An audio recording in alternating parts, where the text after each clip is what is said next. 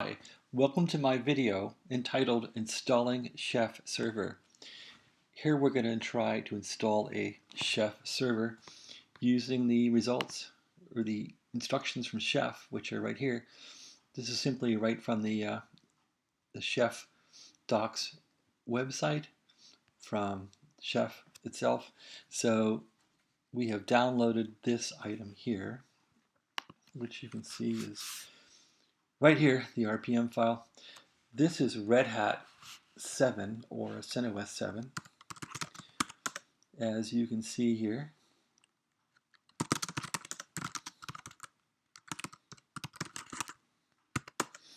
So yeah, we're using 7.2 now, it looks like.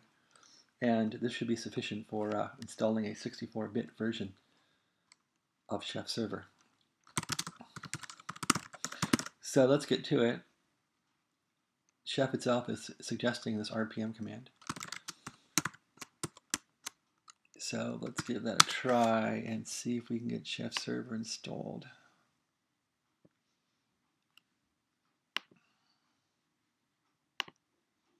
Here we go. So I haven't run through this before to see if it'll work or not. I'm just going along here with you. This is not all pre-scripted.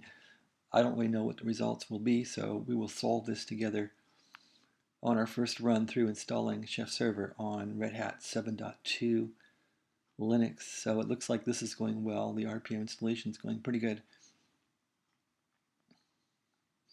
So it looks like here in step number 4, okay, well, we install it. Here we want to start all services, so Chef Server CTL Reconfigure. That's probably going to do some Ruby stuff. Let's see if we have that command in our path. Now, as I'm root, there it is. Let's run the command.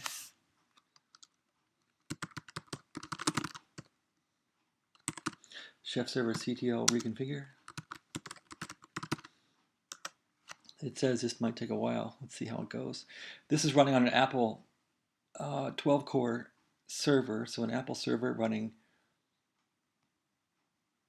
ESXi 6.0, which is VMware, and ESXi 6.0 is running on this thing. I'm running this Red Hat server using about 8 cores, so it should have some speed. And I have 2 gigs of RAM, which isn't much, but this VM has 2 gigs of RAM and it does have 8 cores. This looks to be going along pretty well. So what's next on our list here? Did the reconfigure. We're doing that now. And next we're going to create an administrator. So let's see how this goes. Get through this and create an administrator account. That's going to be a Chef Server create, username, first name, last name, email. Okay, that doesn't look too bad. We can do that. And then we're going to work with the keys. It'll make a key automatically. So I'll probably use my favorite name, which is jfall, for this thing. Then we're going to take this, okay, it looks like more users. Create an organization. Okay. That should be about it. Looks like everything you do with this thing, after you do it, you got to do a reconfigure when you make changes. I would like to put in the Chef Management Console too. Okay. Well, it's still running around here.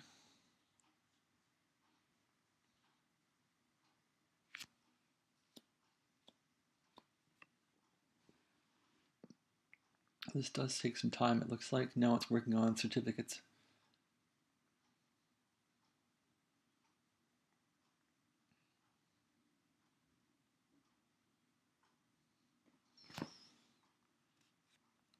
It might be interesting to see how much load is on this system.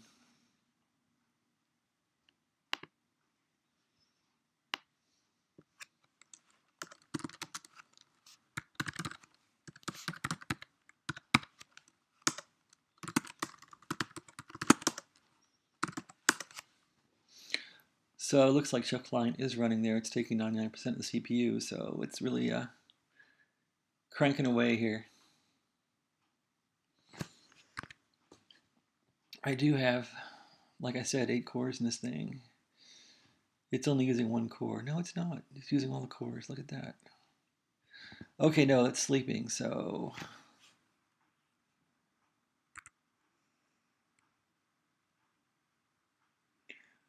I don't think it is using all the cores.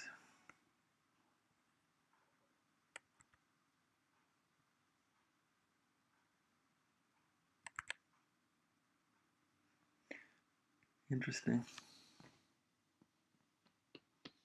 So it looks like we're up at 99% on 1 core, so it doesn't know how to use multi-threaded cores, at least for the install program, which is a little disappointing.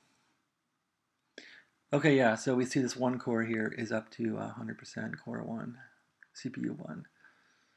So it's only using 1 CPU, 1 core to do the install. That's unfortunate.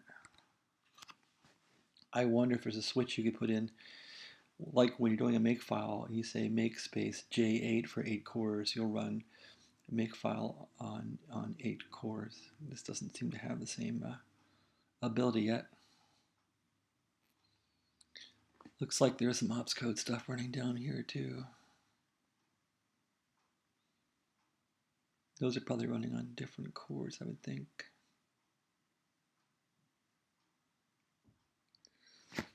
Okay, well, we're still zooming along here. Still working on certs. This does take some time.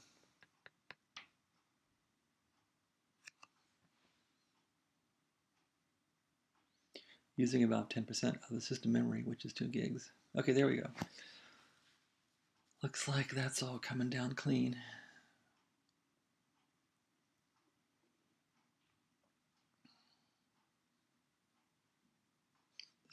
Looks like a big process to do a reconfigure here.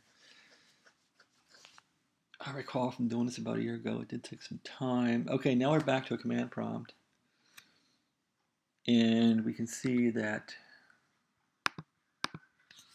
we're not taking so much time now.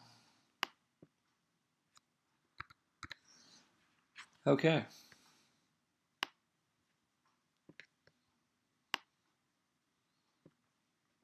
So now back to our list. Let's get a user in here now.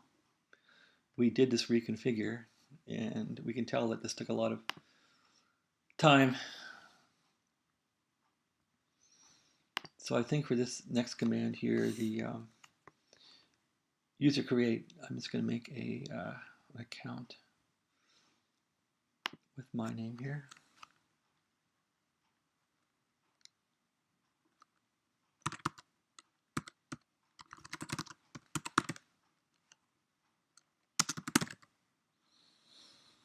Okay. Put the username in here. First name, last name.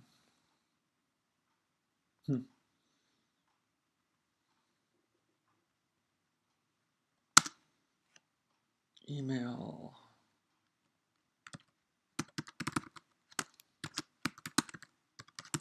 All right, let's see how this goes. It'll generate a key automatically.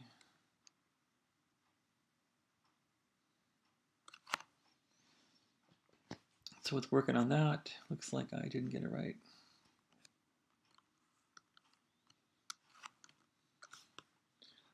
Okay, so username, user create, chef server CTL, user dash create, username, first name, last name, and email. That looks like first name, last name, email to me. So maybe I need quotes or something in there. Let's get an example of it.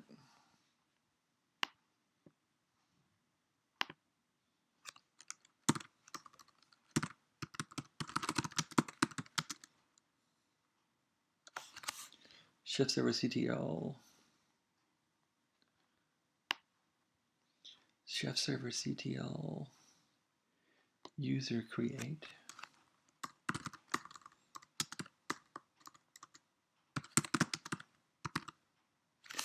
User create. Yeah, it looks like some people are having trouble with it, so let's get an example of this thing here. Not from Chef, somebody else who knows how to do it. DigitalOcean.com tutorial.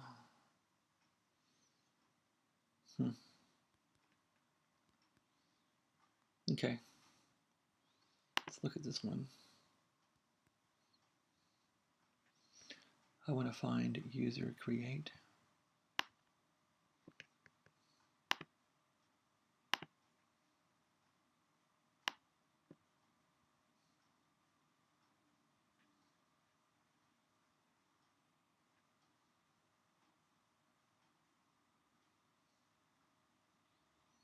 Oh, this isn't real useful.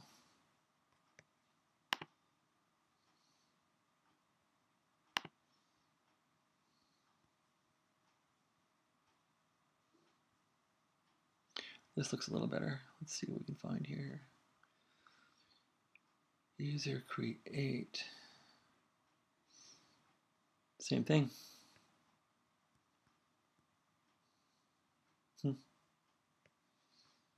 User create first and last name, email, password. Admin, username, first name, last name, email, password, file name.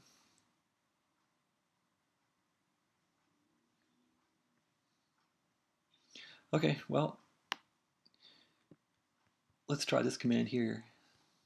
Admin and min, I'm fine with that.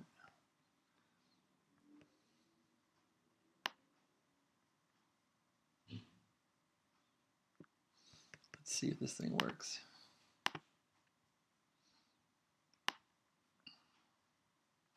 So we're going to try this command that this person says does work and see how it goes. I might want to change something here. Nope, maybe not. Let's just see if this thing works.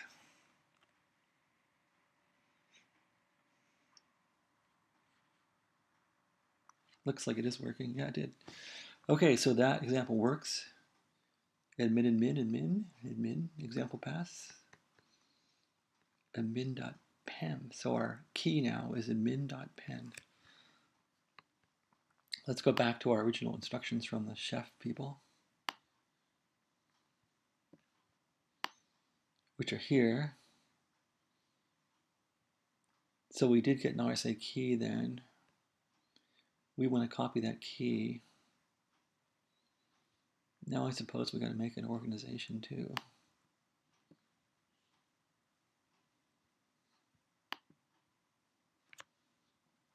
And I bet this will probably fail the way it stands.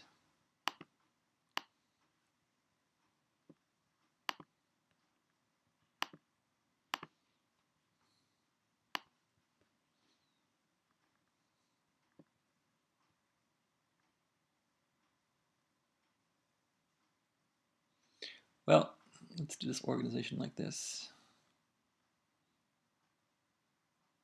Having better luck with this blog. Or create short name, log name, username.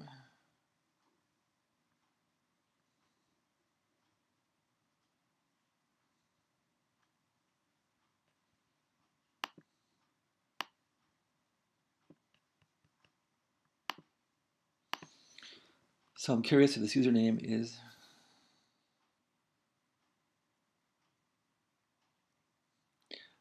going to be the same.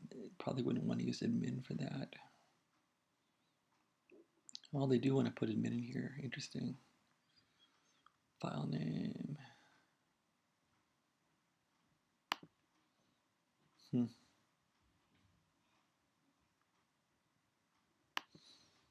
Well, since this seems to work, let's take a look at it. Just change it around a bit.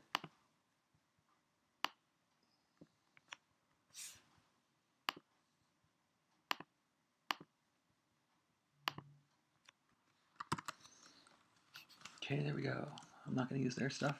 Use our own.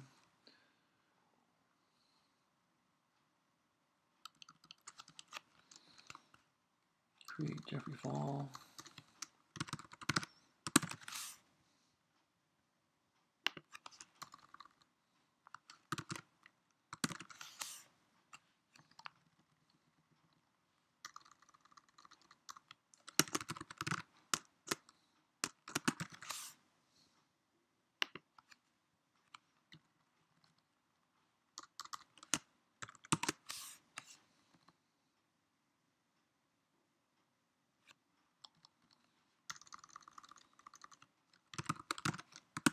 Okay, let's give this a try.